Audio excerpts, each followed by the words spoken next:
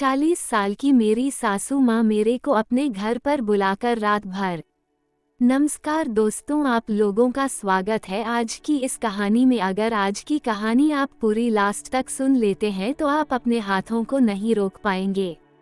अब हम लोग आज की कहानी को शुरू करते हैं। मेरी शादी अभी नई हुई थी। मेरी बीवी बहुत ही ज़्यादा खूबसूरत है, लेकिन मेरी बीवी से खूबसूरत तो मेरी सासू माँ लगती है। मैं कई दिनों से सोच रहा था कि अपने ससुराल से जाकर घूम आऊं, क्योंकि मेरे ससुर जी भी कई दिनों से मुझे बुला रहे थे। मेरे ससुर जी बाहर में एक प्राइवेट कंपनी में काम करते हैं। मैं सोच रहा था कि अगर ससुर जी घर पर रहेंगे तो हमारे और सासू माँ के बीच कोई भी बातचीत नहीं हो पाएगी। इसलिए मैं एक मौके की तलाश में था कि जब मेरी सासू माँ घर पर अकेली होगी तब मैं उनके घर पर जाऊंगा। तभी मेरी बीवी आ जाती है, मुझे बोलती है कि आप क्या सोच रहे हो जी। मैं बोलता हूँ कि तुम्हारे घर के जाने के बारे में सोच रहा था। तभी मेरी बीवी बोलती है कि मेरे पापा अब जाने ही वाले हैं, पापा से भेंट करना हो तो आज चले जाए, चाहे कल चल जाए। तभी मैं बोलता हूँ कि नहीं, अभी मेरे पास टाइम नहीं है, मुझे टाइम मिलेगा तो मैं खुद उनसे मिलने के लिए चला जाऊंगा। तभी मैं तैयार होकर बाजार पर निकल जाता हूँ। फिर जब मैं घर पर आता हूँ तो मैं अपनी बीवी से पूछता हूँ कि अरे तुम्हारे पापा जी कितनी तारीख को जाने वाले हैं। तभी मेरी बीवी बोलती है कि पापा जी तो 7 तारीख को चले जाएंगे। तभी पापा मेरे पास फोन करके बोलते हैं कि अरे दामाद जी मेरे घर पर आप आ जाए, आपसे कुछ काम है।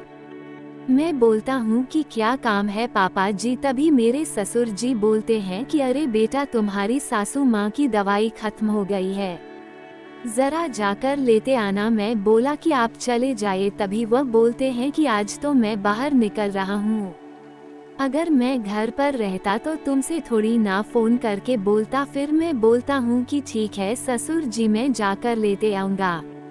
फिर कुछ दिन बीत गए। एक दिन जब मुझे मेरी बीवी बोलती है कि मम्मी जी का दवाई क्यों नहीं ला देते हो।